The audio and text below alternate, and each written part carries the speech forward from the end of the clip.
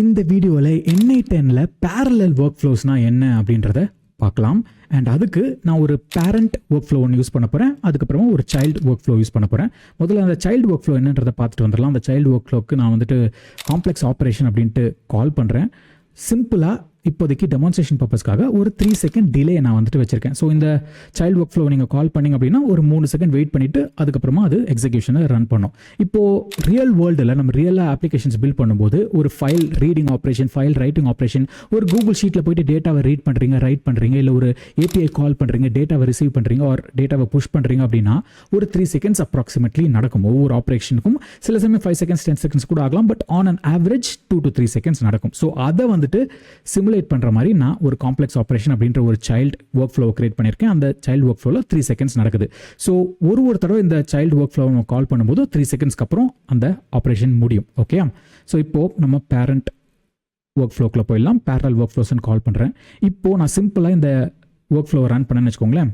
3 seconds ஆகும் டோட்டலாக இந்த ஆப்ரேஷன் நடக்கிறதுக்கு. இந்த எக்ஸிக்யூஷன்ஸ் போயிட்டு நீங்கள் பார்த்தீங்க அப்படின்னா 3.037 செகண்ட்ஸில் முடிஞ்சிருக்கு. Okay, nothing bad, it is good ஆக்சுவலாக. சப்போஸ் இப்போ ஒரு ஃபைல் ரீட் இருக்குது, ஒரு ஃபைல் ரைட் இருக்குது, அதுக்கப்புறமா ஒரு API கால் இருக்குது, அதுக்கப்புறமா ஏகப்பட்ட விஷயங்கள் இருக்குது அப்படின்னா நம்மளுக்கு இந்த ஒர்க் ஃப்ளோ எக்ஸிக்யூட் ஆகுறதுக்கு ஏகப்பட்ட டைம் ஆகும். அப்போ சப்போஸ் ஒரு 5 ஃபைல்ஸ்லேருந்து நம்ம ரீட் பண்ணணும் டேட்டாவை அப்படின்னா எவ்வளோ நேரம் ஆகும்? 15 செகண்ட்ஸ் ஆகும் இல்லையா? ஸோ அதை நான் இப்போ உங்களுக்கு காட்டுறேன். ஸோ இப்போ இதை டூப்ளிகேட் பண்ணிப்போம், சேம் திங். இப்போது இதை டூப்ளிகேட் பண்ணிப்போம், சேம் திங். இப்போ 3 தடவை இது நடக்குது. ஓகே, இப்போது என்ன நடக்கும் அப்படின்னா எக்ஸிக்யூட்டிவ் ஒர்க் ஃப்ளோ கொடுக்குறீங்க, இதுக்கு 3 செகண்ட் ஆகுது, அதுக்கு அடுத்து இதுக்கு 3 செகண்ட் ஆகுது, அதுக்கு அடுத்து இதுக்கு 3 செகண்ட் ஆகுது. ஸோ இப்போ மொத்தம் 3 ஃபைலை நீங்கள் ரீட் பண்ணுறீங்கன்னா இந்த கடைசி இதுக்கு போகிறதுக்கு 9 செகண்ட் ஆகுது. ஏகப்பட்ட டைம் வேஸ்ட் இல்லையா?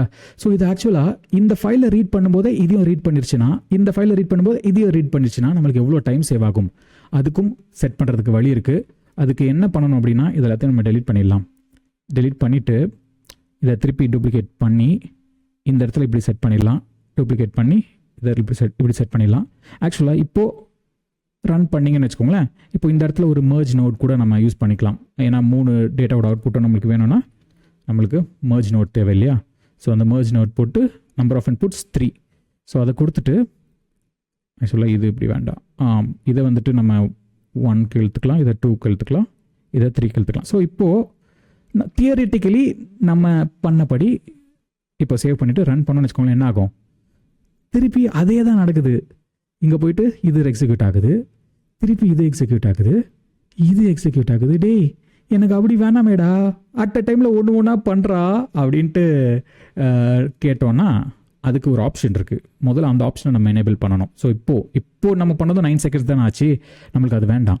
உடனே புஷுன்னு பண்ணணும். ஸோ இந்த இடத்துல போயிட்டு இந்த நோடில் இந்த wait for sub workflow completion அப்படின்ற ஒரு ஆப்ஷன் இருக்கு இல்லையா? அந்த ஆப்ரேஷனை ஆஃப் பண்ணி விடணும்.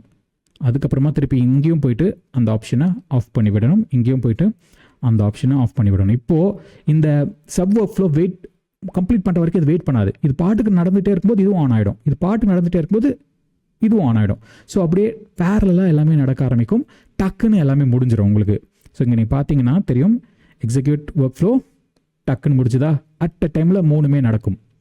ஸோ இந்த மாதிரி நம்மளோட ஒர்க் ஃப்ளோஸை நம்ம பேரலைஸ் பண்ணிக்கிட்டோம் அப்படின்னா, இப்போ ஒரு காம்ப்ளெக்ஸ் ஒர்க் ஃப்ளோ இருக்குன்னா எந்தெந்த வேலைகளும் அட் அ டைமில் நடக்க முடியும், நடந்தால் நம்மளுக்கு ப்ராப்ளம் இல்லை அப்படின்றத நம்ம கொஞ்சம் ஆஸ் ஏ ஆட்டோமேஷன் டெவலப்பர் யோசித்து பார்த்து அதை அப்படி பிளான் பண்ணிவிட்டு, ஸோ இந்த ஆப்ரேஷன் நடந்துட்டு அப்புறம் இது நடந்து அப்படின்ட்டு நம்ம சீரியலாக எல்லாத்தையும் பண்ணிட்டு போகாமல் இப்படி பேரலாகவும் எப்படி பண்ணுறதுன்றதை யோசிச்சுட்டு அந்த ஆட்டோமேஷனை நம்ம ஆர்கிடெக்ட் பண்ணோன்னு வச்சுக்கோங்களேன், ஏகப்பட்ட டைம் நம்ம சேவ் பண்ணலாம். ஆல்ரைட், அடுத்த வீடியோவில் உங்களை சந்திக்கிறேன். This is Alex signing off. Bye bye.